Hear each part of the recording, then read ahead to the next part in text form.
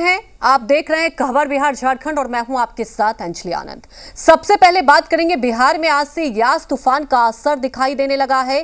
तेज आंधी के साथ भारी बारिश की आशंका है। मौसम विभाग ने तूफान को लेकर 25 से 28 मई के बीच येलो और ऑरेंज अलर्ट जारी किया। पटना मौसम विभाग की बात की जाए तो विज्ञान केंद्र के वैज्ञानिक आशीष कुमार ने बताया कि तूफान का असर दक्षिण मध्य और पूर्वी बिहार में ज्यादा हो सकता है। 27 से 28 मई को दक्षिण और पूर्वी बिहार के साथ साथ उत्तर पूर्वी बिहार पर भी तूफान का प्रभाव होगा। तूफान को लेकर किसी खास जिले के अभी तक अलर्ट जारी नहीं किया गया, लेकिन बिहार के कई जिलों में 25 से 30 मई के बीच मूसलाधार बारिश की आशंका है। हमारे संवाददाता प्रीतम कुमार ने जायजा लिया। बिहार के लिए 27 मई से लेकर 30 मई तक का जो समय है वो काफ़ी भारी पड़ सकता है। दरअसल तूफान यास की आशंका जाहिर की जा रही है और कहा जा रहा है कि जो बिहार में तूफान यास है वो बड़े स्तर पर लोगों को प्रभावित कर सकता है और उसका असर भी पटना में देखने को मिलने लगा है। जो राजधानी पटना में जो अभी जो माहौल है, अभी जो आप वातावरण को देख सकते हैं कि जो आसमान में है वो घटा छाई हुई है और जो मई का जो वक्त होता है, जब मई में लोगों को चिलचिलाती गर्मी का एहसास होता है, धूप काफ़ी तेज़ होती है, लेकिन वो धूप गायब है।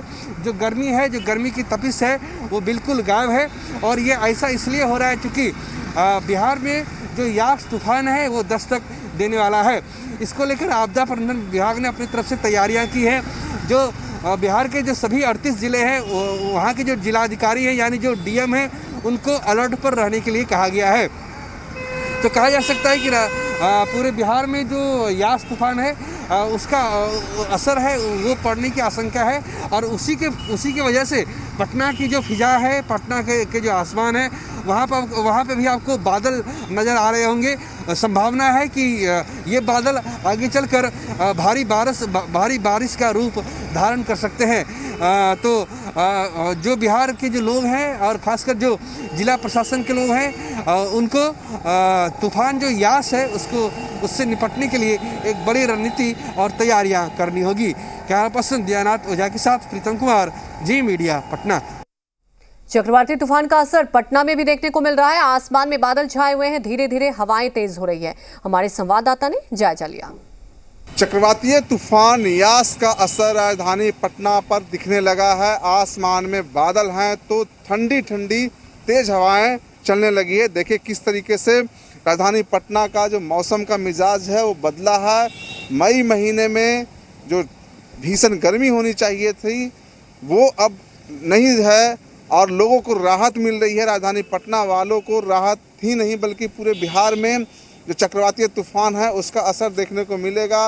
मौसम विभाग ने साफ कहा है कि आने वाले जो घंटे होंगे उसमें मैक्सिमम जो जगह होते हैं बिहार के वहाँ पे बारिश का असर देखने को मिलेगा। खास करके उत्तर बिहार का जो इलाका है वहाँ पे बारिश और तेज़ हवाओं का असर है वो ज़्यादा दिखेगा। तो फिलहाल राजधानी पटना की तस्वीरें आप देख रहे हैं किस तरीके से राजधानी पटना के ऊपर बादल छाए हुए हैं, आसमान में बादल हैं, लिहाजा लोगों को गर्मी से राहत मिल रही है।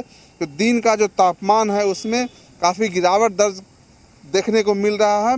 तो यह जो तस्वीर है, यह जो मौसम में बदलाव हुआ है, दरअसल जो चक्रवातीय तूफान आने वाला है उसका असर है और राजधानी पटना पे इसका सीधा असर देखने को मिल रहा है। यहाँ पे बारिश अभी शुरू नहीं हुई लेकिन जो मौसम है वो बदलता हुआ मिजाज है वो काफ़ी रंगीन हो गया है। कैमरामैन विजय के साथ नवजीत, जी मीडिया, पटना। जी हाँ, मौसम तो बदल गया है लेकिन अलर्ट भी जारी किया गया है और इस पर विशेष जानकारी के साथ हमारे साथ ब्यूरो चीफ रजनीश जुड़ चुके हैं पटना से लाइव। रजनीश, अगर बात की जाए, आप देख रहे हैं कि पहले से ही मौसम विभाग की तरफ से अलर्ट जारी किया गया है, लेकिन क्या ये भी बताया गया है कि किन जिलों में इसका ज्यादा असर होगा? क्योंकि आप समझ सकते हैं कि पहले से एहतियात बरतना होगा। वहीं जानना चाहेंगे किन किन इलाकों में ज्यादा यहाँ पर सावधानी बरतने को कहा गया है। दूसरी बात, क्या मौसम में बदलाव देख रहे हैं? क्योंकि अभी जो हम तस्वीरें देख रहे हैं मौसम तो सुहाना हो गया। अगर राजधानी पटना की बात कर ले तो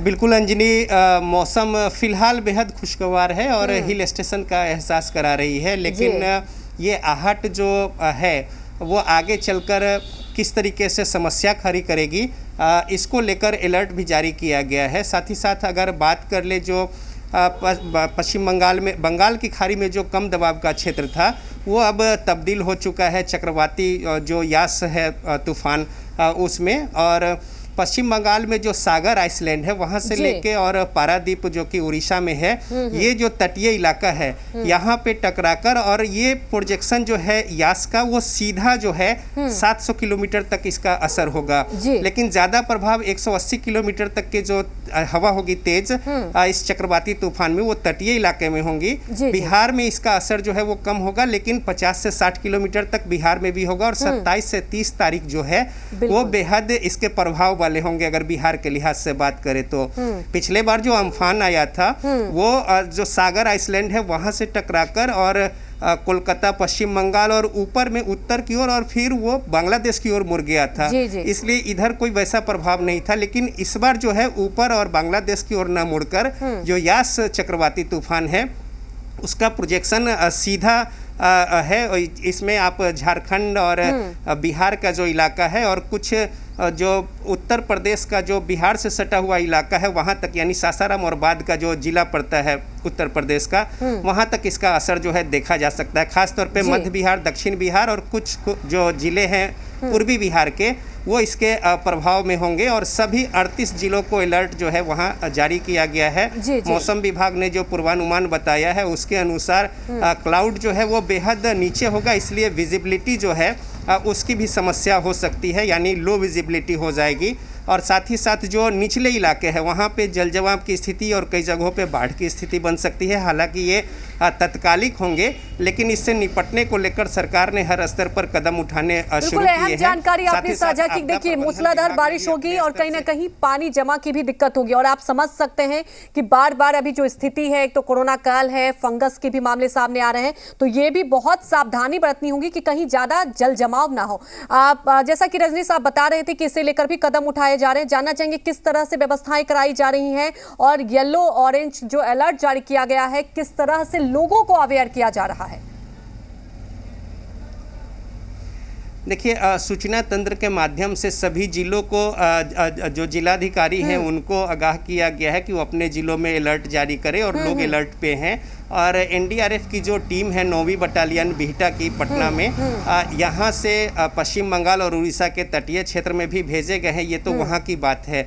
अगर यहाँ पे बिहार में बात कर ले तो खास तौर पे जो मध्य बिहार का जिला है औरंगाबाद, गया, इसके अलावा अगर सासाराम, भागलपुर पूर्वी जो इलाका है और साथ ही साथ जो सटे हुए इलाके हैं यहाँ पे पूर्णिया और कटिहार, इन जगहों पर ज़्यादा विशेष अलर्ट की बात कही गई है। और साथ ही साथ तेज बारिश होगी और हवाएं तेज चलेंगी। इसको लेकर पेड़ उखड़ने से लेकर और दूसरे जो मुश्किल है तेज बिल्कुल रजनी, तो ये समझा जाए कि पहले से अलर्ट मोड पर है और सारी व्यवस्थाओं को दुरुस्त किया जा रहा है। अपडेट देने के लिए आपका बहुत बहुत शुक्रिया।